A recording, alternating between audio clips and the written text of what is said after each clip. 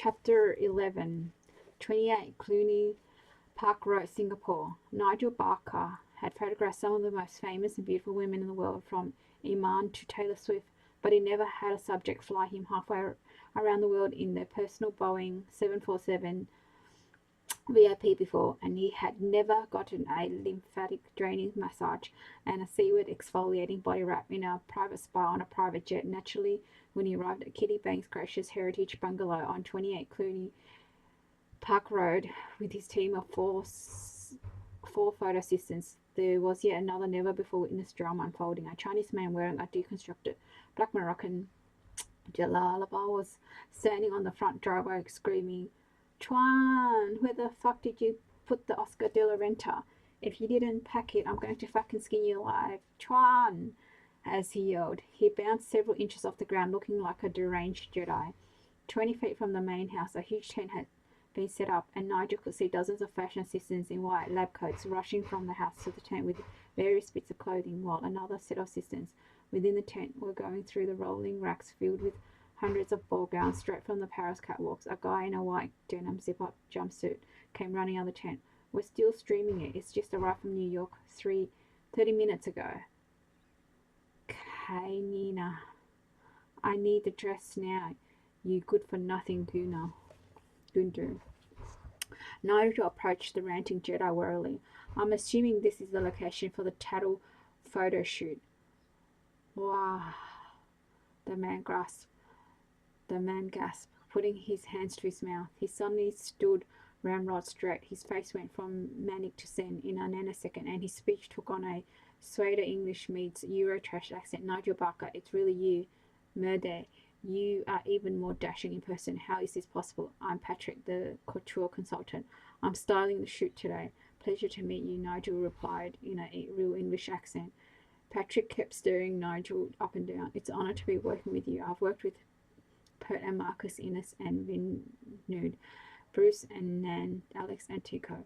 I've worked with them all. Now come with me. We're having a mini crisis at the moment, but I think your presence will help calm things down." They entered the house, which was filled with more staffers rushing around frantically at full speed. "As you know, Mrs. Bing has spared no expense on this front. Oliver Sands flew in the top hairstylist from New York, the top makeup artist from London, and the top set designers from Italy for this shoot. Everyone's a top, and we're having to compete for spaces with all these tops. It's not how I usually like to work," Patrick said with an arched eyebrow. Climbing up the beautiful arts and crafts style wooden staircase, he led Nigel up to the door of the library. "Brace yourself," Patrick warned as he cracked open the door slowly. Inside, Nigel could see a woman seated in a hairdresser's chair in front of a bank of lighted mirrors, her face streaked in tears, surrounded by half a dozen stylists. "Kitty, Kitty, I have a little treat for you," Patrick cooed. Kitty looked in the mirror and saw them approaching. Nigel Barker. "Oh no, this isn't how I want you to meet me for the first time. Look at my hair. Look at what they've done. It looks terrible, doesn't it?" Nigel glanced at the floor quickly and saw that they had lopped off about 90% of her hair. Kitty now had a pixie hairstyle that actually looked incredibly chic. "Kitty, it's a pleasure to meet you, and I think you look wonderful. See, we wanted a radical change, and this is a terrific look for you." "It's very gammon," Oliver tried to reassure her in a calm voice. "You look like Emma Watson. Wait till we do the colour." "Joe," the hairstylist said. No, I'm not desirable anymore. I look like a mother." "Nigel, what do you think? Would you want to make love to me looking like this?" Kitty swiveled her chair around dramatically and gave her a piercing stare. Nigel hesitated for a moment. "Now, don't make things awkward for Nigel. He's a married man with a blonde woman with a British accent." "Hey, Charlotte, I didn't know you'd be here," Nigel said, giving the makeup artist a quick hug. Patrick continued to reassure Kitty. "By the time Joe Blackwell's Preston is done with your hair colour, Charlotte Chilbury is done with your makeup, I've done putting you into an amazing gown, and Nigel works his magic, you will look like the very definition of MILF. All the husbands and teenage boys who see you in these photos will want to take the magazine into the bathroom with them. Trust me." "Kitty, remember what we discussed," Albert said. "The entire point of this photo shoot is to reposition your image. You're not supposed to look like a high fashion temptress anymore. You're going to look like a supreme, elegant hostess who's not trying too hard to impress our cultural force and rising civic leader, Charlotte. Think of those photos by Shabransky of Jacqueline du Ribs in the Paris apartment, or Z, said the guest, bending down to pet her poodle, or marine rust on her wedding day. We want young, regal Camille Elfart. Ollie, we're going to Camille Elfart the hell out of her. Kitty, dry your tears. We need to give your face one of my emergency hydraulic acid boosts right now before it gets too puffy, Charlotte commanded. And then we're going to add the subtlest sun-kissed highlights to your hair. You look like you just came from a summer in the Seychelles, Drake proclaimed. 2 hours later, Kitty was posed on a Regency settee in front of the Palace of 18 Perfections, the magnificent Chinese scroll painting she had purchased 2 years ago for a record-breaking $195 million. She was dressed in a pink, pale Oscar de la Renta off-the-shoulder ball gown. The billowing Duchess satin skirt pulling gloriously around her, and on her head was a delicate Edwardian pearl headband. Giselle, in an adorable Mishka Akali cornflower blue dress with feathers and cascading ruffles, was positioned lying on the settee, one leg dangling and her head resting on her mother's lap. Harvard stood on the other side of his mother with his arms around her neck, looking precious in a white sailor suit with navy blue piping from pomboy and white socks that went up to his knees. At the foot of the settee lay a gleaming pair of Irish setters. Nigel had imagined Kitty's cover shot as a sort of modern-day recreation of a Watteau portrait, and achieved this. He had brought all the way from New York the enormous Polaroid 20 by 24 camera. There were only 6 of those unique handmade cameras in the entire world, and so precious were the prints that every frame Nigel shot would cost $500. But the camera was somehow able to achieve an indescribable alchemy, creating images that were remarkably crisp and yet otherworldly. To go along with this concept, Nigel had confected an extraordinary blend of natural light fused with massive studio lights to create the sort of dabbled late afternoon northern light straight out of 18th century atelier. Giselle, you have the prettiest smile, Nigel remarked as he stared into his viewfinder. Harvard was distracted by the dogs and kept reaching down to try to pet them. Harvard, give your mummy a kiss, Nigel encouraged, and then at the precise moment, just as Giselle was relaxing into her smile, Harvard was planting kisses on his mother's cheek, and the sunlight was hitting the painting at just the right angle. Nigel said, well, Kitty, what are you thinking? Her expression suddenly took on a faraway look, and Nigel clicked the shutter, knowing he had just captured the defining shot. Minutes later, the giant Polar was ready, and Toby, the first assistant, carefully placed the print on a special easel at the back of the room for all to see. Oh, that's the shot. It looks like a Sir Joshua Reynolds come to life. Isn't this the most perfect tableau you've ever seen? Oliver said to Patrick. If only Nigel could join them in the photo and take his shirt off, then it would be perfect, Patrick whispered back. I'm speechless. It's so gorgeous. I can hardly believe it, Nigel. This is going to be our best cover ever. Gosh, Violet Poon, the editor-in-chief of Singapore Tattle.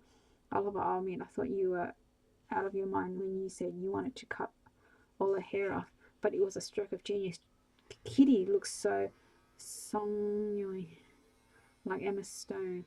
She's positive regal now. I can already see the headline on the cover, Princess Kitty. I'm going to take a picture of these glorious prints for my friend Yolanda, since she so kindly allowed us to borrow her Irish setters for the shoot. Violet snapped a picture on her phone and immediately sent it out in a text. Minutes later, she excited report, Yolanda is absolutely crazy about the photo. Would this be Yolanda Amangio you're referring to, Oliver asked? The one and only. This is the woman who's so pretentious she put up a cashier in her powder room right above the toilet, so everyone had no choice but to notice it while they pee. She's really not like that, Oliver. Haven't the two of you met? I'm not sure she'd ever deign to meet me, since I don't have a title or my own place. Oh, come on, Oliver. You know Yolanda would love to meet you. She's throwing one of her famous dinner tonight. I'll see if you can come, Violet said as she continued to text at warp speed. A few moments later, she looked up at Oliver. Guess what? Yolanda wants to invite everyone to her dinner. You, Nigel, and especially Kitty. No doubt she heard about Kitty's 3 planes, Oliver quipped. Oliver said, don't be like that, Violet scolded. Oliver approached Kitty, who was now posing languidly, Madame Reclaimer style, in a vintage emerald green and white striped Anushka ample ball gown, as Nigel and his team rearranged the lighting for a more dramatic evening look. Do you think this pose works? Kitty asked. It's gorgeous. So guess what they are going to put on the cover of Tattle as a headline to your photo, Princess Kitty. Kitty's eyes widened. Oh my god, I love it. And guess who has just invited you to dinner tonight? Yolanda Amanjiru. Kitty couldn't believe her ears. This is the Lady Tato calls the Empress of Entertaining. The very one, Violet said excitedly. I sent her a pic from your photo shoot and she's absolutely bonkers to meet you. See, your photo shoot isn't even out yet and already you're the toast of the town. Princess Kitty, please say you'll come tonight. Of course, I'll change my plans, Kitty said. She had planned a moonlit dinner cruise alone with Nigel, but this she felt was more important. Splendid. 8 o'clock sharp. White tie. White tie in Singapore, Oliver frowned. Oh yes, you see, Yolanda does things on a grand scale. She entertains like no one else I know.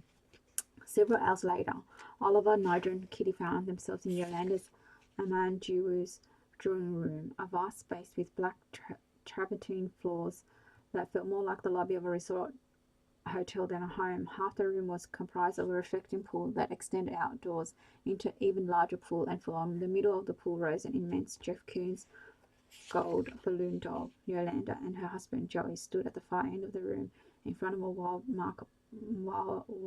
marble block that displayed a collection of ancient Apulian vases. As Kitty was led to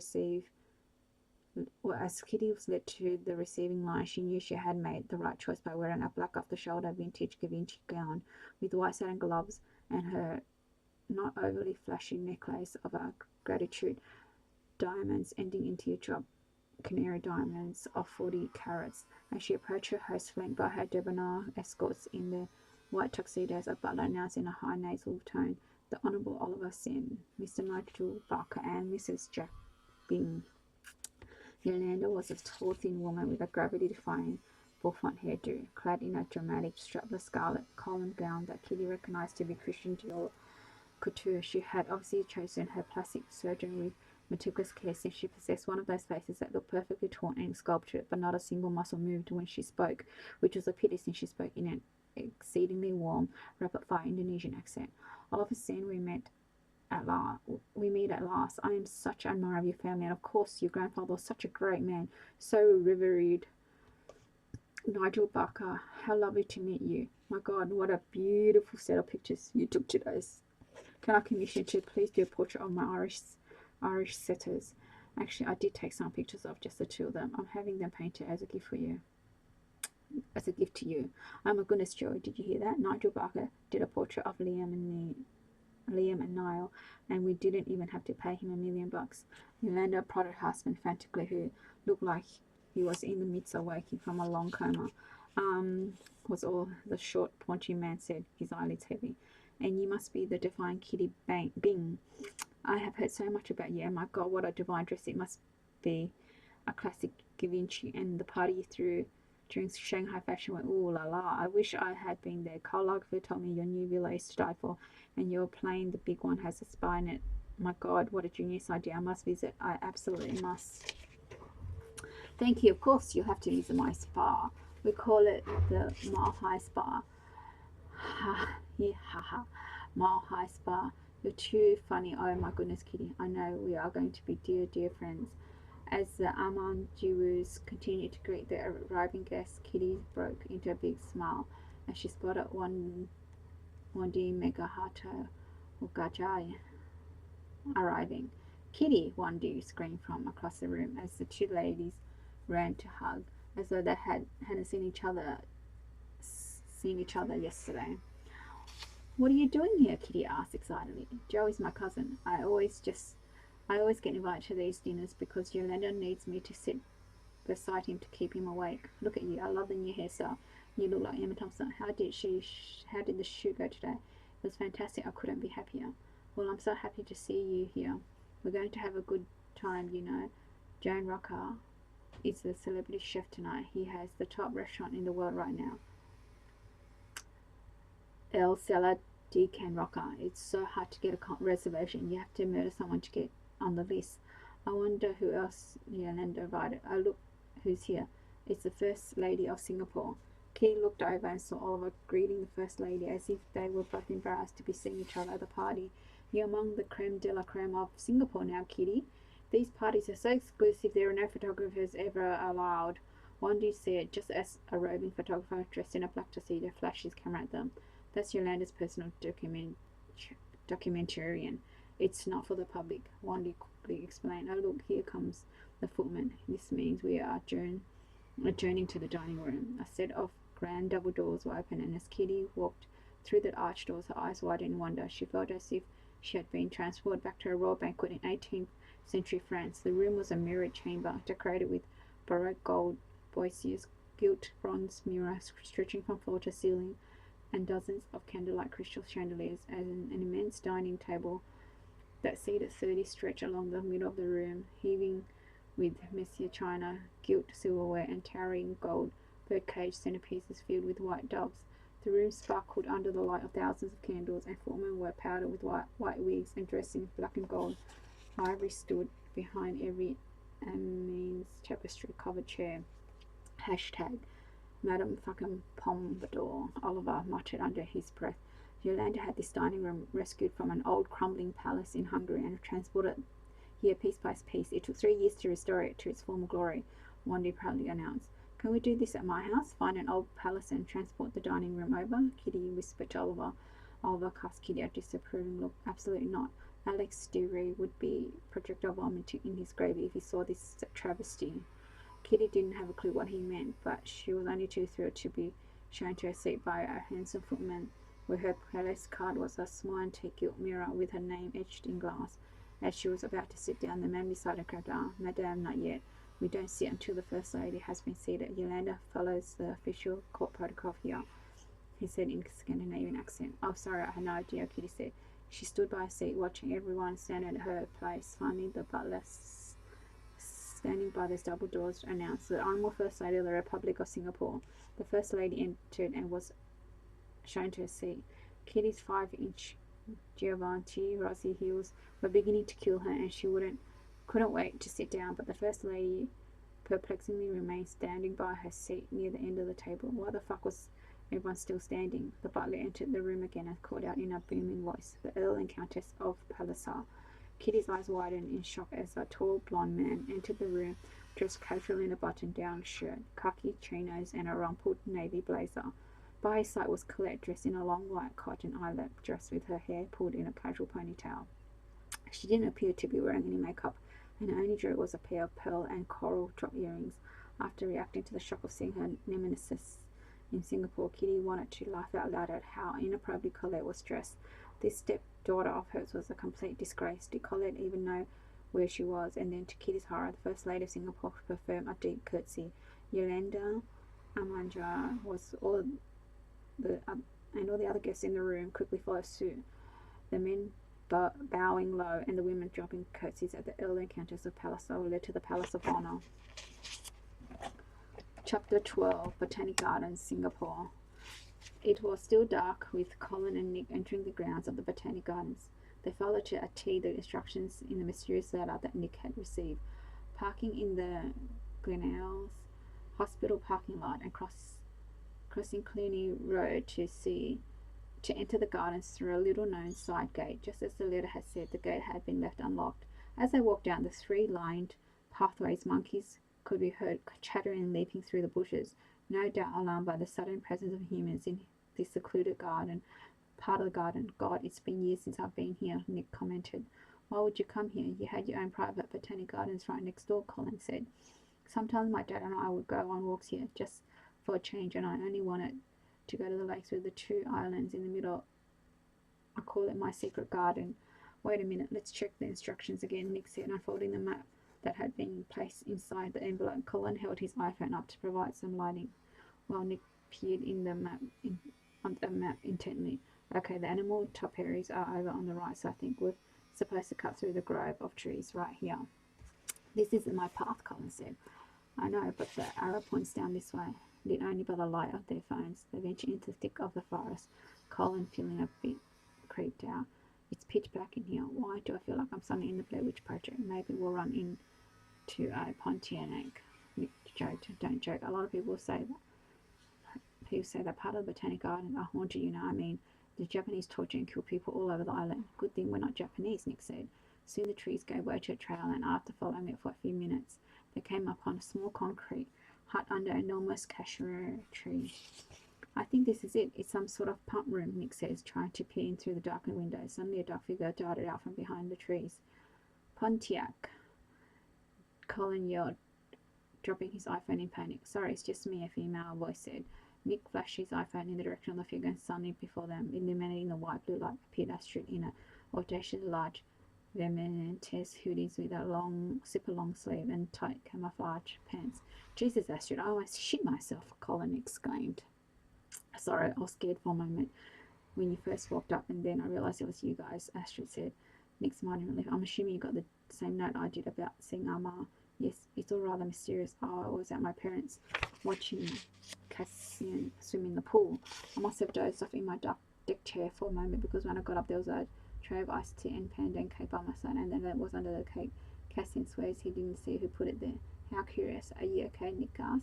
I'm fine. It didn't really spook me. Just as Astrid said that, the light came on inside the pump room, and the three of them jumped a little in shock. The steel door opened.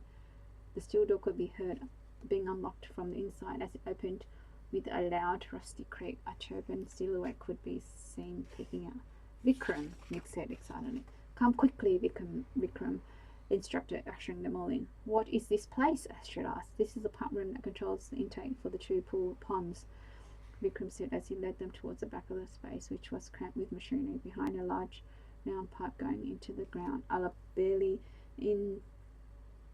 A barely discernible panel opened to reveal a dark, gaping void. This is where we're going. Each of you take turns. There are ladder rungs against the inner walls of this pipe. Is this what I think it is? Nick said in astonishment. Vikram smiled. Come on, Nicky, you go first.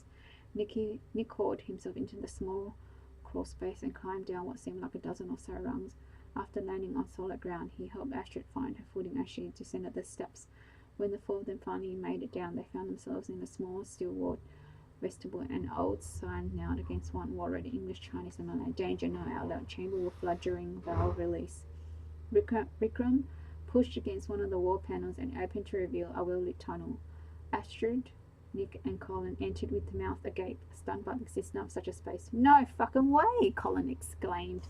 This tunnel leads to Tysdell Park, doesn't it? Nick asked excitedly. It goes right under Adam Road and puts us within the grounds of the house. Let's go. We don't have much time, Vikram said. As they made their way through the tunnel, Nick looked around in wonderment. There was a spot of mould along one of the concrete walls, and the ground was caked in a layer of dirt, but overall the tunnel was remarkably well preserved. When I was a little kid, my father used to tell me stories about how there were secret passages in Tysdell Park, and I just thought thought he was pulling my leg. I begged him to show me once, but he never would. Did you always know this was here? Astrid asked. Not until yesterday, Vikram said. Arlene told me about it. Apparently this tunnel was used during the war by your great-grandfather, Shang Lung Ma.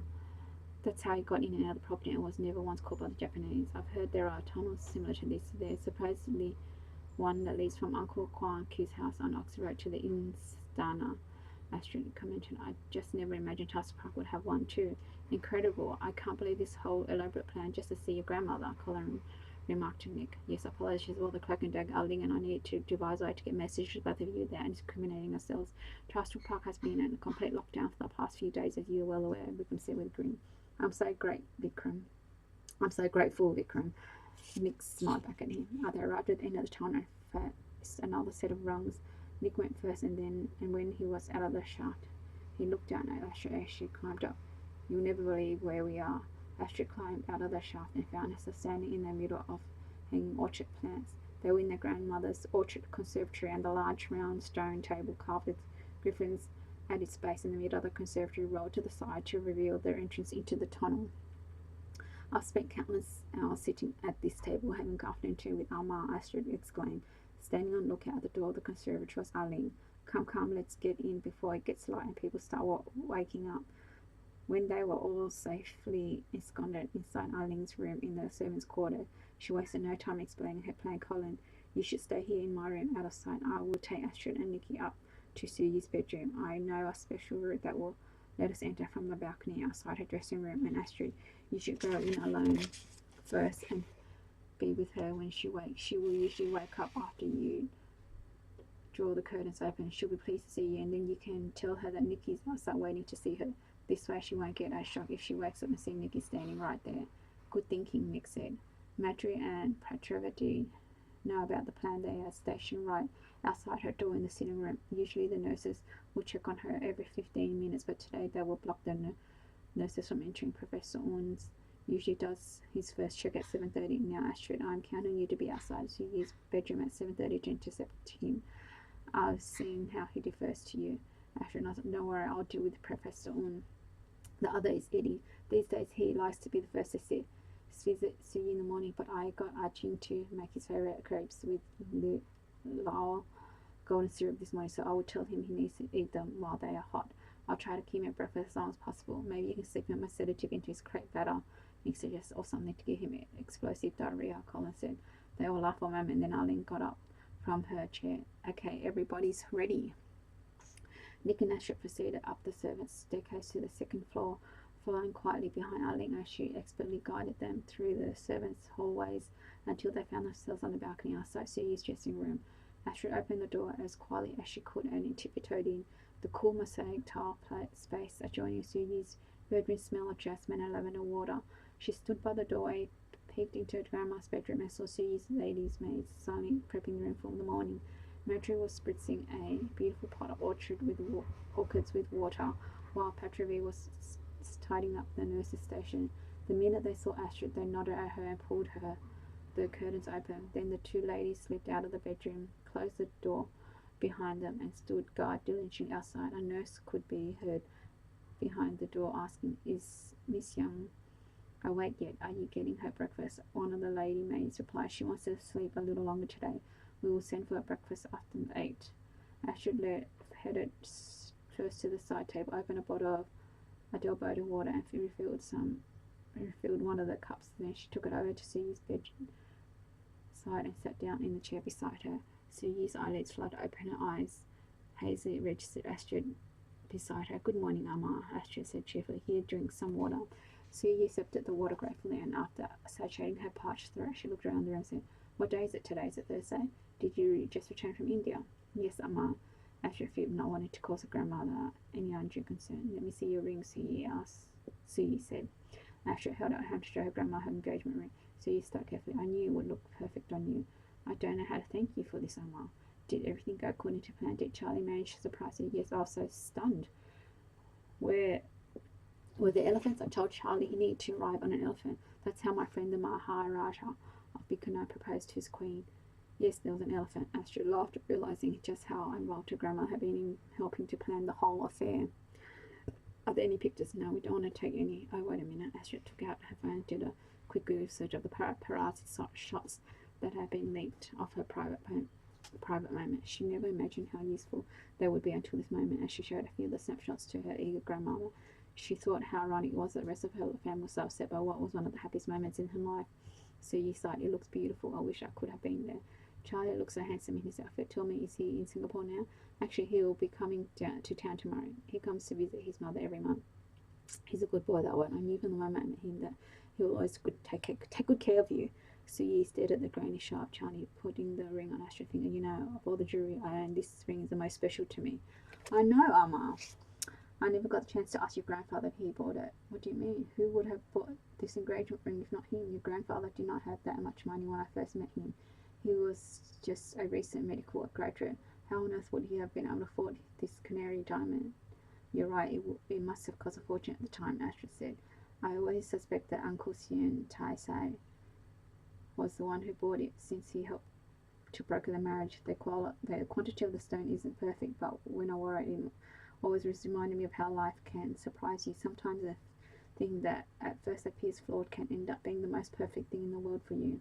Suyi was silent for a few moments, and then she looked at her granddaughter with a sudden intense gesture. "I want you to promise me something." "Yes, Amma. If I die before your wedding day, please don't go into all that morning's nonsense for me. I want you to have your wedding just as you planned in March. Will you promise me you'll do that?"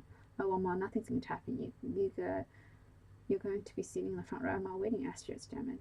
"I'm planning on it, but I wanted to say this just in case." Astrid looked away, trying to hold back her tears. She sat there holding her grandmother's hand for a few moments before she said, "Amma, you know who's back in Singapore to see you? Nicky." "Nicky's home?" "Yes, he's here. In fact, he's right outside. Do you want to see him?" "Send him in. I thought he was going to be here last week." Astrid got up from the chair and was about to head for the dressing room when her grandmother said, "Wait a minute." Astrid stopped in her tracks and turned around. "Yes, Is his wife here as well? So yes, no, it's just him. Astrid paused for a second, anticipating another question from her grandmother. But so yours now, fidgeting with the bed controls, raising the inclined bed to its exact angle she wanted. Astrid proceeding to the balcony, where she found Nick sitting pensively at the wrought iron table. Is she awake? He asked. Yes. How is she? She's okay. A lot better than I was expecting. Actually, come on, your turn. Surely wants to see me. Nick asked trepidatiously. Astrid smiled at her cousin. For a moment, he looked like he was 6 years old again. Don't be ridiculous. Of course, she's ready for you now. Thanks for listening.